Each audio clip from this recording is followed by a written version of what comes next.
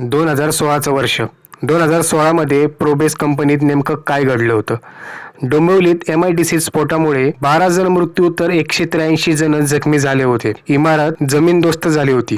हो, नक्की 2016मध्ये काय घडलं होतं जाणून घेऊया. तत्पूर्वी मित्रांनो, ज्यांनी आपल्या चॅनलला सबस्क्राईब केलं नाही त्यांनी चॅनलला सबस्क्राईब करायला विसरू नका.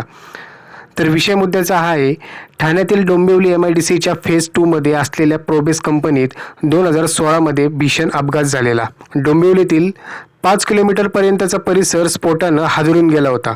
या स्फोटात तब्बल 12 जण दगावले होते, तर तब्बल 183 जण जखमी झाले होते. प्रोबेस कंपनीत झालेला हा केमिकल स्फोट इतका शक्तिशाली होता की कंपनीची इमारत जमीनदोस्त झाली होती.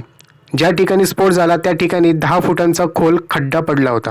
या व्यतिरिक्त आजूबाजूंच्या इतर कंपन्यांच्या इमारतीचंही मोठं नुकसान झालं होतं. त्यावेळी तत्कालीन मुख्यमंत्री देवेंद्र फडणवीसांनी संपूर्ण घटनेच्या सखोल चौकशीचे आदेश दिले होते. आता 2024 पुन्हा एकदा याच आठवणींचा जाळ बाहेर निघताना दिसतोय. 23 मे 2024ला डोंबिवली MIDCमध्ये अंबर नावाच्या कंपनीत मोठा स्फोट झाला. स्फोटाचा आवाज इतका मोठा होता की 2 किलोमीटरपर्यंतची धरती आदरली. कंपनीच्या काही किलोमीटर अंतरावरील इमारतींच्या अक्षरशः काचा फुटल्या. तसेच रस्त्यावर उभ्या असलेल्या गाड्यांच्या देखील काचा फुटल्या. नक्की काय घडलं आपण जाणून घेऊया. डोंबिवलीतल्या MIDC फेज 2 मध्ये अंबर केमिकल कंपनीत दुपारी 2 ते 2:30च्या सुमारास मोठा स्फोट झाला. या कंपनीतील बॉयलरचा स्फोट झाला.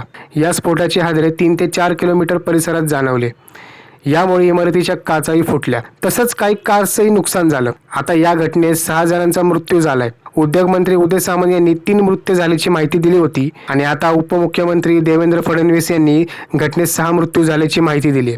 पण मृतांची संख्या वाढण्याची शक्यता दिली जात आहे. पुन्हा एकदा अशा स्फोटामुळे डोंबिवली हादरून गेली. अशा घटनेमुळे कुटुंब उद्ध्वस्त होताना दिसत आहे. पण यावर उपाय काय?